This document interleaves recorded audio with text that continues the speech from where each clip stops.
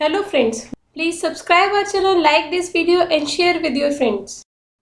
Thank you first of all अब पिछली video को इतना सपोर्ट करने के लिए एंड इतना लाइक करने के लिए। इस वीडियो में आपको 45 to 49 तक के क्वेश्चंस मिलेंगे एजुकेशन पेपर के।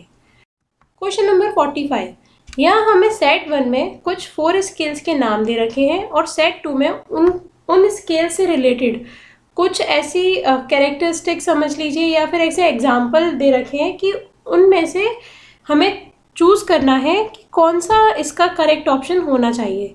तो सबसे पहले तो हमें ये समझना होगा ये स्केल्स क्या होते हैं। स्टैट्स में जब भी हम अपने डेटा को लेते हैं, डेटा कलेक्ट करते हैं, उसे एनालाइज करने से पहले हमें उस डेटा का नेचर पता करना होता है कि वो डेटा किस स्केल के अंतर्गत आता है। मतलब हम उस डेटा को, अभी मैं आपको चारों स्केल को समझा दूंगी।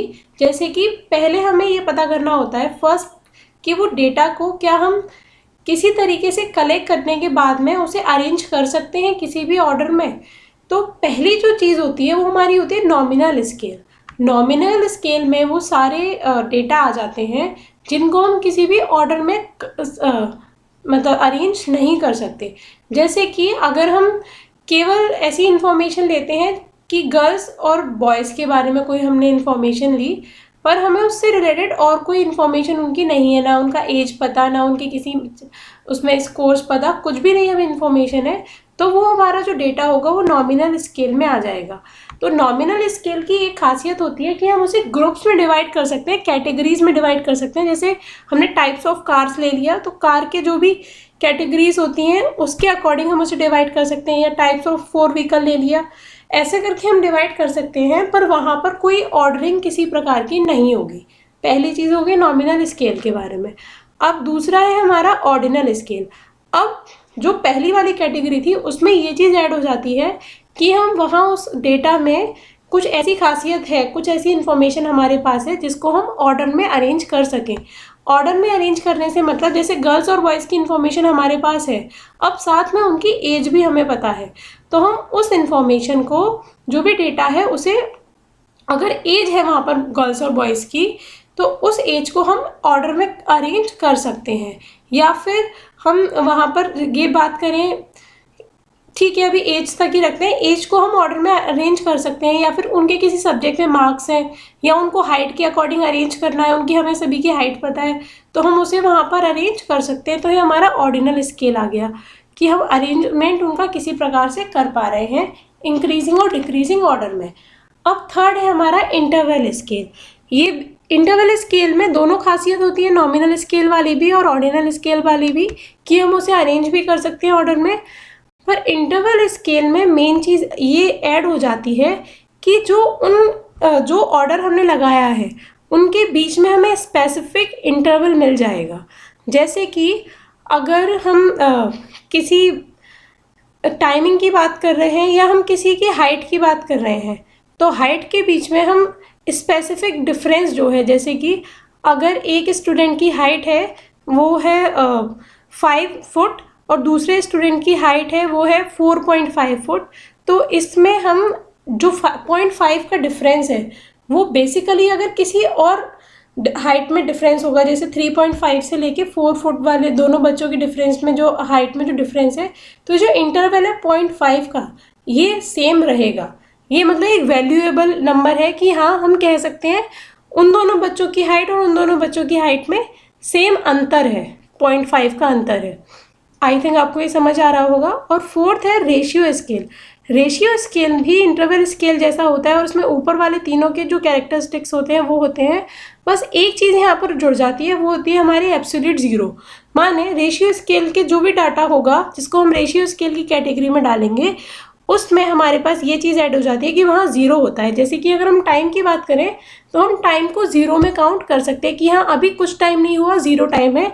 अब इसके बाद से जो टाइम स्टार्ट होगा वो हमारा 1 आवर 2 आवर 3 आवर ऐसे करके काउंट किया जाएगा। अब चलिए इस क्वेश्चन को देखते हैं। फर्स्ट है हमारा superior performance in musical event. यहाँ पे ये जो वर्ड है हमारा सुपीरियर या उत्तम प्रदर्शन, इसी से हमें ये चीज़ पता चल रही है कि ये हमारा ऑर्डर में है कि सुपीरियर है, उससे कम है और कम वाले बच्चे, तो इसके अकॉर्डिंग हम अरेंज कर रहे हैं जो म्यूज़िकल इवेंट में जो भी बच्चों की परफॉर्मेंस है उसके लिए। तो हमारा ये वाला ऑप्शन बी का जो फर्स्ट है वो करेक्ट होना चाहिए। अब सेकंड है performance scores on a spelling test. किसी स्पेलिंग टेस्ट में बच्चों के परफॉर्मेंस स्कोर आए, अब वो हमारे किस ऑर्डर में जाएंगे? यहाँ देखिए, अभी हम इसको छोड़ देते हैं क्योंकि अभी थोड़ा कंफ्यूजिंग ऑप्शन है, आगे देखते हैं। थर्ड है listing student according to participation in co curricular activities. किसी भी एक्टिविटी में बच्चों ने जो पार्टिसिपेशन किया को करिकुलर एक्टिविटीज़ में, उसी के अकॉर्डिंग बच्चों को हमने लिस्ट कर दिया। तो यहाँ पर ना तो हमने उनका कोई स्पेसिफिक ऑर्डर देखा, ना कुछ इंक्रीजिंग डिक्रीजिंग, ऐसा कुछ नहीं है। रैंडमली जो बच्चे आते गए हमने उन्हें यहाँ पर अरेंज कर दिया। तो ये हमारा नॉमिनल स्केल में जाना चाहिए। और फोर्थ है हमारा speed of student in writing words पर मिनट। यहाँ हमारा टाइम की बात हो रही है, तो टाइम अभी जैसे मैंने आपको बताया वो किस में जाता है? रेशियो स्केल में। तो इसी के अकॉर्डिंग हमें यह ऑप्शन देखना चाहिए। जो ए है उसका हमारा ऑप्शन है थर्ड, तो ये मिल रहा है। डी का हमारा ऑप्शन मिल रहा है फोर्थ। अब देखिए डी का ऑप्शन हमें फोर्थ इन दोनों में मिल रहा है, और जो टू का आंसर है वो, जो ए का आंसर है वो वन हमारे यहाँ नहीं वन नहीं है, हमारा ए का आंसर हम क्या बता रहे हैं? 3। तो इसके अकॉर्डिंग जो हमारा करेक्ट ऑप्शन है वो होना चाहिए ऑप्शन 1। तो जो हमने सेकंड वाला छोड़ दिया था performance scores on a spelling test, यहाँ बच्चों के स्कोर्स मिल रहे हैं हमें किसी चीज़ में, तो स्कोर जो है वो ऑर्डर में अरेंज कर सकते हैं। उसके बाद में वहाँ पर हम एक स्पेसिफिक इंटरवल भी देख सकते हैं कि जो बच्चों का 10 नंबर का डिफरेंस आ रहा है किसी में, तो वो उसी के इक्वल होगा जो किन्हीं दो बच्चों के मार्क्स में अगर 10 मार्क्स का डिफरेंस आ रहा होगा। तो इसलिए हमारे ये ऑप्शन सेकंड होगा, तो हमारा फर्स्ट ऑप्शन यहाँ पर करेक्ट है।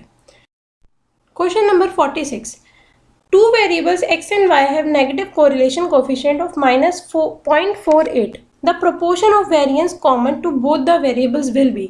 ये थोड़ा एक कंफ्यूजिंग वाला क्वेश्चन है। यहाँ पर हमें x एंड y वेरिएबल के बीच में बता रखा है कि नेगेटिव कोरिलेशन है, वो भी कितना? -0.48 का। अब इन दोनों के बीच में चरों में समान चरता का अनुपात क्या होगा वो बताना है।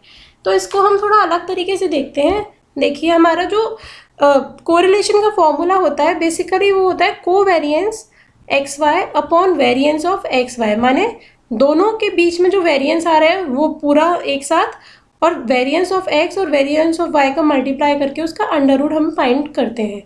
अब यहाँ पर जो क्वेश्चन दे रखा है कि proportion of variance common to both the variables हमें फाइंड करना है, मतलब हमें ये वाला पोर्शन की वैल्यू चाहिए।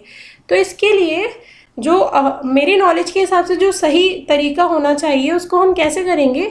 इस पूरे का स्क्वायर कर लेंगे।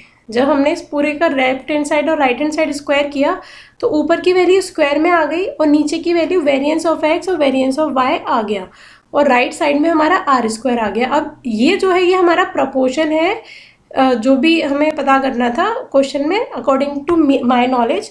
तो इसलिए जो आर है यानी कि 0.48, अगर हम उसका स्क्वायर करें, आर स्क्वायर फाइंड कर दें, तो जो हमारा आंसर है वो आना चाहिए 0.23। तो इसका जो करेक्ट आंसर है, टेंटेटिव आंसर, वो 0.23 होगा। Question number 47, in a negatively skewed curve obtained after testing student the correct inference about the difficulty of the test would be. कि अगर एक नेगेटिवली स्क्यूड कर्व आया बच्चों का टेस्ट लेने के बाद में, तो उस टेस्ट की जो डिफ़िकल्टी है उसके बारे में हम क्या अनुमान लगा सकते हैं। तो देखिए यहाँ पर पहले तो हमें नेगेटिव स्क्यूनेस और ये सब क्या होता है वो पता करना होगा। अगर हम टाइप्स ऑफ स्क्यूनेस की बात करें तो स्क्यूनेस बेसिकली 2 टाइप्स की होती है। जो हमारा नॉर्मल कर्व होता है वो कुछ इस शेप में होता है, जहाँ पे स्क्यूनेस कितना होती है हमारी 0। पर जब ये स्क्यूड हो जाता है किसी वे में, जैसे अगर इसको शेप हमारी यहाँ से ऐसे हो गई, जो हमारा कर्व है वो लेफ़्ट साइड से तो बेसिकली शिफ्ट हो गया और राइट साइड से वो स्क्यूड हो गया, माने राइट साइड से उसमें ज़्यादा झुकाव आ गया, तो उसको हम बोलते हैं पॉजिटिवली स्क्यूड, क्योंकि यहाँ पर ये पोर्शन हमारा राइट साइड या पॉजिटिव का रहता है और लेफ्ट साइड हमारा नेगेटिव रहता है, और दूसरी टर्म्स में से राइट स्क्यूड भी बोलते हैं। अब तीसरी चीज़ है, अगर ऐसा कर्व हमारा बनता है कि वो लेफ़्ट साइड से स्क्यूड या झुकाव आ जाता है लेफ़्ट साइड से उसमें, तो उसको हम बोलेंगे नेगेटिवली स्क्यूड, क्योंकि यहाँ पर नेगेटिव रहता है और दूसरा टर्म उसको लेफ़्ट स्क्यूड भी बोल सकते हैं।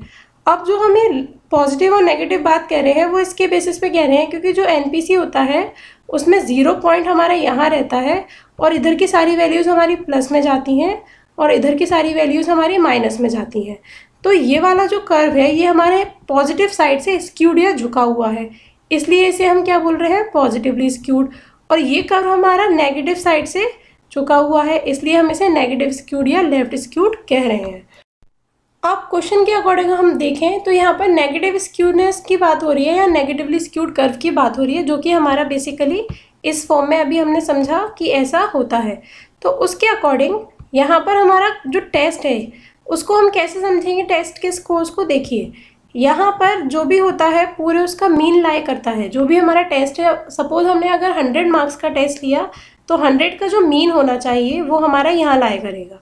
अब उसके अकॉर्डिंग यहाँ पर जितने भी मार्क्स आएंगे वो उससे ज़्यादा आएंगे सेम डिफरेंस पे। जैसे सपोज यहाँ 60 आ रहा है, उसके आगे फिर 70 आ रहा है और अप टू सो ऑन 100 तक हमारे मार्क्स आएंगे यहाँ पर। और लेफ्ट साइड में अगर हम चले तो वहाँ हमें कितना मिलेगा, 1 से लेके और 40, 10 ऐसे ऐसे करके हमें स्कोर्स यहाँ पर मिलते रहेंगे।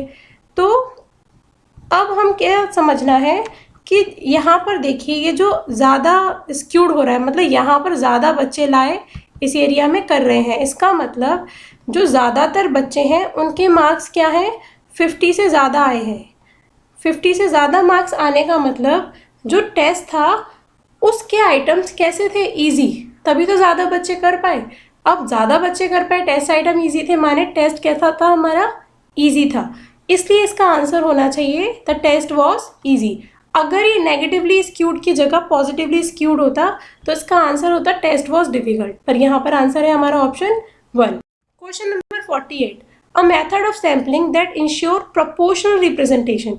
यहाँ हमें किस चीज़ की बात करी गई है कि हमें एक ऐसा मेथड बताना है सैम्पलिंग का जो इंश्योर करता है क्या, proportional representation of all sections of population is technically called. सारे सेक्शन जो भी पॉपुलेशन के होते हैं उसमें से प्रोपोर्शनल के बेसिस पे जो उसमें से सैंपल लिया जाए, तो ऐसी सैम्पलिंग होती है हमारी स्ट्रेटिफाइड रैंडम सैम्पलिंग या फिर स्तरित प्रतिदर्शन। इसको समझने के लिए हमारा वीडियो है जिसकी लिंक हमने यहाँ दे रखी है, आप उसे भी देख सकते हैं। उसके अलावा शॉर्ट डिस्क्रिप्शन है, देखिए अगर पॉपुलेशन हमारी इतना है, 1000 का पॉपुलेशन है जिसमें 200 अर्बन बॉयज़ हैं, 400 रूरल बॉयज़ हैं, 100 हमारे गांव की लड़कियां हैं और 300 हमारी शहर की लड़कियां हैं। उसके बेसिस पे अगर हमें पॉपुलेशन जो हमारा सैंपल है वो लेना है हमें 100 का, तो प्रपोर्शन क्या रहेगा हमारा, जैसे यहाँ 200 थे तो हम यहाँ कितना लेंगे 20, यहाँ 400 थे तो यहाँ लेंगे 40, 100 थे तो लेंगे 10, 300 थे तो लेंगे 30। इसी तरीके से अगर हमें 10 का सैंपल लेना है तो ये हमारे नंबर्स रहेंगे सैंपल के, और अगर 50 का सैंपल लेना है तो हमारा सैंपल का जो प्रोपोर्शन है वो इस तरीके से रहेगा।